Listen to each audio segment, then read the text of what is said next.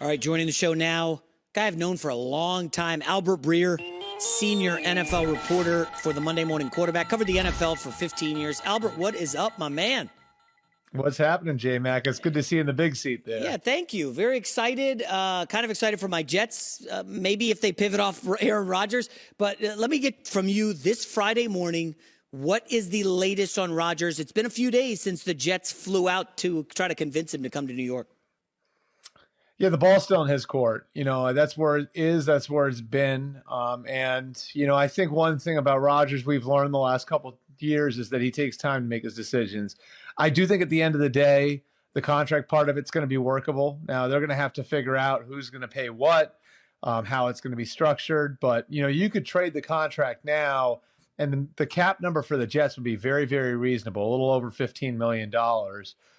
And I think the draft pick compensation is going to be workable too.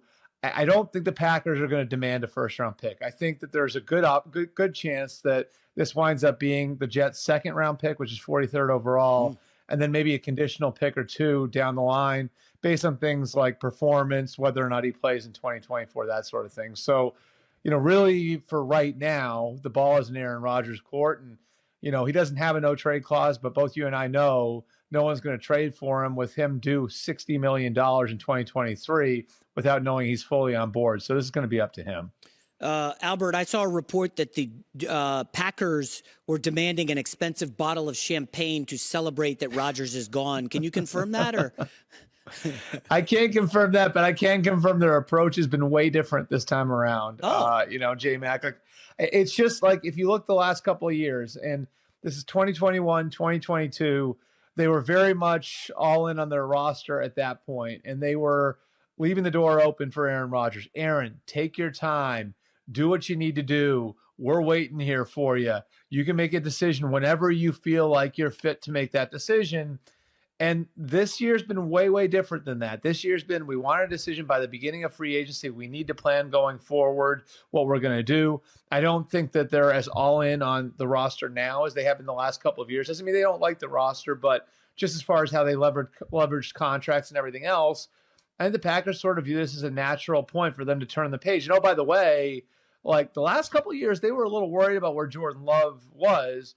I think in 2022, Love started to turn the corner a little bit, and they feel way more comfortable going with Jordan Love right now as well. And so I just think the Packers see this as being time to move on from Aaron Rodgers. And I think that they expect that Aaron Rodgers is going to make a similar decision. Where all hell could break loose is if he doesn't. But, you know, whether it's walking away from football altogether or deciding he wants to go to the Jets, I think the Packers' expectation would be that Rodgers is going to come to the same conclusion they have, which is this is a natural point for everybody to turn the page. Albert, I saw this morning that Tyreek Hill restructured his deal, and presto, the Dolphins have $18 million more in cap savings. And the Tennessee Titans are doing a lot of things. I saw one of their popular offensive linemen was just dropped.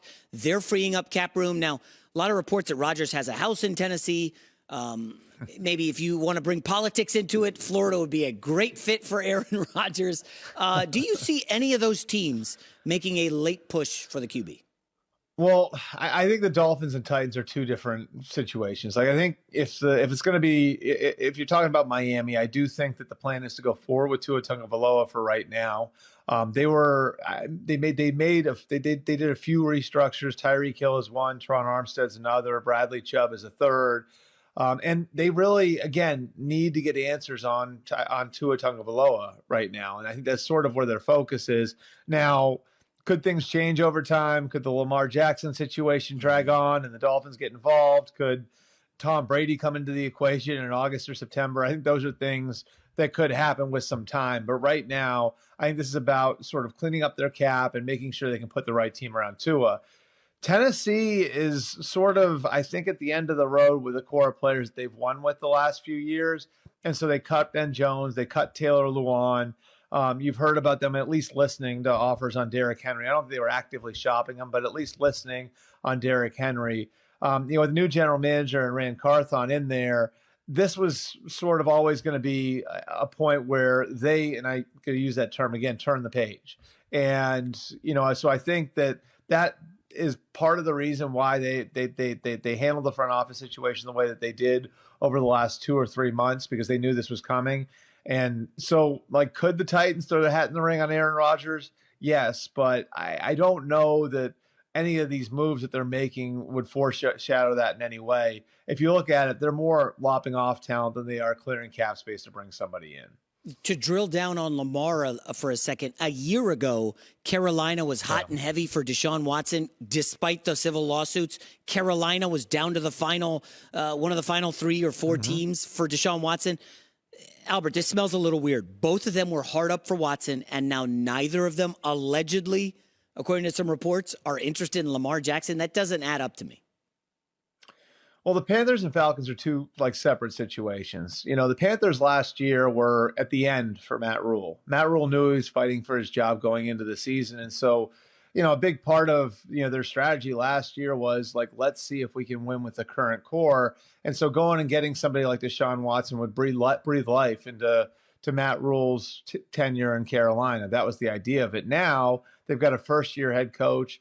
And I see them trading into the top 3. I don't know if they're going to go all the way up to number 1, but I see them trading up into the top 3 and getting a young quarterback to build around. I think that's where their focus is right now.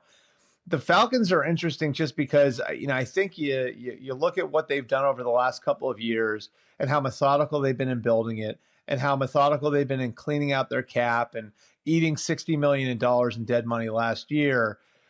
I think the bigger thing with the Falcons right now is when we do make our splash, when we do go and get our quarterback, we need to be all in on that guy. And I don't know that they feel that way about Lamar Jackson just because of the injury history, because of what they would have to do offensively, because of the guaranteed contract, because of the draft picks they'd have to give up. I think they like Lamar Jackson. I don't know if they love Lamar Jackson like that to where they would say, we've waited 2 years to fill the quarterback position. Yes, Lamar Jackson's the guy we're going to go and get. And so, for those reasons, and obviously they're separate reasons, I wouldn't expect Atlanta or Carolina to be in the Lamar Jackson sweepstakes at all. Okay, theory on Lamar Jackson and the Ravens. Bisciotti, the owner, has for about a year now been very vocal. Yeah. We're not going all guaranteed money. What if someone else offered fully guaranteed? A lot of the theories are, Baltimore won't match. They'll let him go. They don't want to do that. But what if Bisciotti did not want to be the guy who sets the market? But hey, if you, Jets, Panthers, Falcons, if you want to set the market, fine, you just did. But we'll keep Lamar Jackson. We'll give him all the guaranteed money. But we didn't do it. You did. Does that make any sense? No, I think you're being smart. Honestly, J-Mac, this is, to me, the Ravens saying, let's let somebody else write the contract, and the divide that's been so hard for them to connect is on one side, you got Lamar, who wants a fully guaranteed contract. And on the other side, you have the Ravens, who are offering top of the market quarterback money, but on a traditional deal in a traditional structure. Now, you can understand why the Ravens wouldn't want to set that precedent with other players. You can also understand where Lamar would say, after taking 5 years of punishment at an unprecedented rate for a quarterback, you're asking me for injury protection? So you have these two sides that are just fundamentally apart. And how do you solve that? Let the market decide.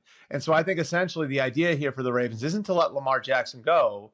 It's to let somebody else write the contract for them.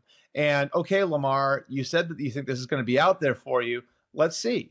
And so I don't think Baltimore's idea here was to just let Lamar Jackson walk out the door. I think it's more a bet that where they've been over the last couple of years is going to wind up being where the market is. And we'll find out whether or not they're right over the next week or so. All right. I know you're an Ohio State guy. I see all your Ohio State gear in the background.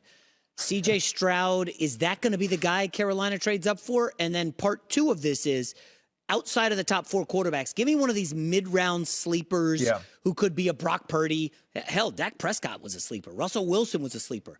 Those 2 things. I think right now, if you had to rank the quarterbacks, if there was a consensus across the league, it would be Bryce Young number 1, CJ Stroud number 2. I think Anthony Richardson is such a wild card. You know what I mean? He's going to land on boards is really going to vary. And then Will Levis be behind them, right? So Levis will be in front of Richardson for some teams. For other teams, Richardson might be in front of Young or Stroud. I think that's sort of the way you want to look at the top 4. to me, like the guy to look at and the guy to kind of keep an eye on is Hendon Hooker. And I know like he's got the torn ACL. I know he's 25 years old. He's phenomenal in meetings. He had a lot of reps in college, and we saw what that did for Brock Purdy coming into the league last year. I think there are going to be some teams that are going to look at that, the idea of guys who had a lot of reps in college. I think by the end of this, J-Mac, there are going to be some people who like Hendon Hooker more than Will Levis. And I think the big stumbling block for any team here is the injury and the age. And you look at it and you say, okay, is he not going to be able to play in year one? Okay, now, we're talking about 25. Now he's 26. Going into the first year, we're actually going to put him on the field. But if you can get past that and you think that he can go from what's more or less the old Baylor offense at Tennessee to an NFL offense, this is a kid who's really football smart, very sharp. Like, I could certainly see where you could say to yourself, like, this guy is the only reason this guy isn't being talked about with the other four is because of those two factors, and we're going to go ahead and spend a high second-round pick on him. So Hooker's the one that's really interesting to me among the next group, and the guy that I think some teams are actually going to like more than maybe one or two of the top four. That's fascinating. Hooker was a guy who was first-round material. Then he had the terrible game against Georgia. He looked lost, and then the ACL. Albert Breer, Monday Morning Quarterback, great stuff as always. We'll be following you passionately next week during the chaos that is free agency. Thanks, man. Hi, everybody. Thanks for watching. Subscribe here to get the latest from the show. Also, be sure to check out more of the best clips from The Herd or go watch a few segments from other shows on FS1.